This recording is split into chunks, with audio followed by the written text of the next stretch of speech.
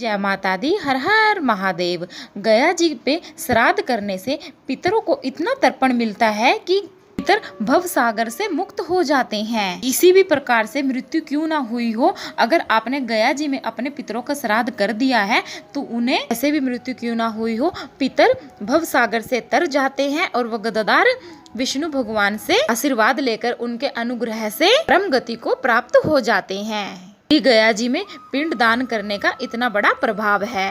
गया जी जब भी जाते हैं तो बेटों को लेकर जाते हैं, बेटियों को लेकर नहीं जाते। गया में श्राद्ध करने से पूर्वज, पुरखे, पितर सब मुक्त हो जाते हैं। भगवान श्री कृष्ण जी खुद कह रहे हैं कि वह मेरी कृपा से मेरे धाम में आकर बैठ जाते हैं। पितर लोक मेरे ही द्वारा बनाया गया है, मेरे ही चरणों में उन्हें स्थान प्राप्त हो जाता है। जो व्यक्ति अपने पूर्वजों का गया में श्राद्ध कर देता है, आपने पूर्वजों के ऋण से आपको मुक्त होना है।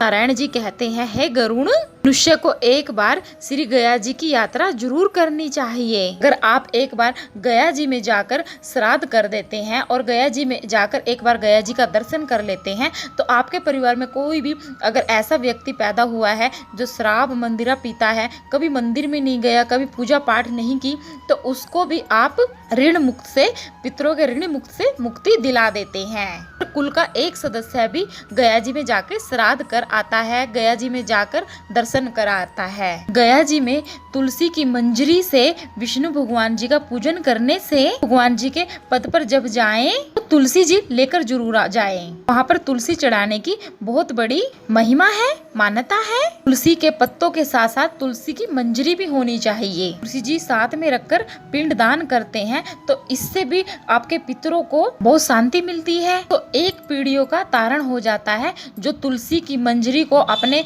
साथ रखकर गया जी में श्राद्ध कर देता है। 7 पीढ़ियां स्वयं की हैं, 7 पीढ़ियों का उद्धार होता है जो गया जी में जाकर श्राद्ध कर आते हैं। गया जी में श्राद्ध करने से पिता का कुल तरता है, माता जी का कुल तरता है, मामा जी का कुल तरता है, पत्नी का कुल तरता है, बहन का कुल तरता है, बेटी का कुल तरता है, बुआ का भी कुल तरता है।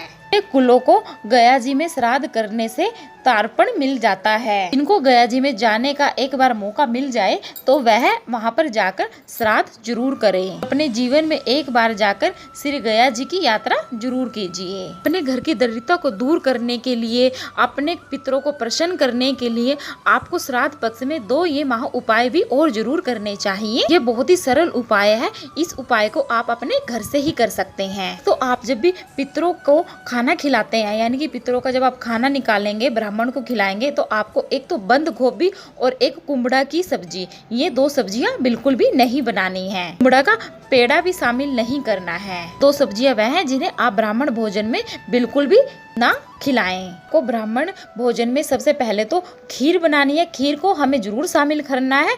खीर इसलिए शामिल होती है, इसका आहूतों के हिस्से में इसका भाग जाता है। रह तुरैया गिलही का भोजन, जो गिलकी के भजिए कि यह पितरों के हिस्से में जाता है। तीसरा है उड़द की दाल का भोजन, या उड़द की दाल के मीठा बना लीजिए या उड़द दाल के भल्ले बना लीजिए। इसका भाग जो है वह प्रेतों के हिस्से में चला जाता है। यह आप तीनों चीजें अगर आप खिलाते हैं, ब्राह्मण को भी खिलाते हैं, तो इनका तर्पण आपको पूरा मिलता है। श्राद्ध पक्ष में अगर आपके घर में गंगा जल है तो आपको गंगा जल लेना है। श्राद्ध पक्ष में आपको 1 कटोरी में गंगा जल लेना है और 1 कटोरी आपको खाली लेनी है, और जो खाली कटोरी है वो आपको तुलसी जी के क्यारे में रख देनी है। अपने हाथ में गंगा जल लेकर आपको अपने पूर्वजों का स्मरण करना है। अपने पूर्वजों का स्मरण करते हुए वह गंगा जल आपको काशी विश्वनाथ का नाम लेते हुए, अपने पूर्वजों का, अपने पितरों का स्मरण करते हुए हाथ की हथेली में गंगा जल लेके थोड़ा थोड़ा 5 बार 7 बार आपको खाली कटोरी में जो तुलसी जी के क्यारे में आपने रखी है उसमें आपको छोड़ देना है। काशीनाथ विश्वनाथ का नाम लेना है आपको। आप 5 बार छोड़ेंगे तो 5 बार अपने पूर्वजों का स्मरण करें, श्री विश्वनाथ का नाम लें। और आप 7 बार जल छोड़ रहे हैं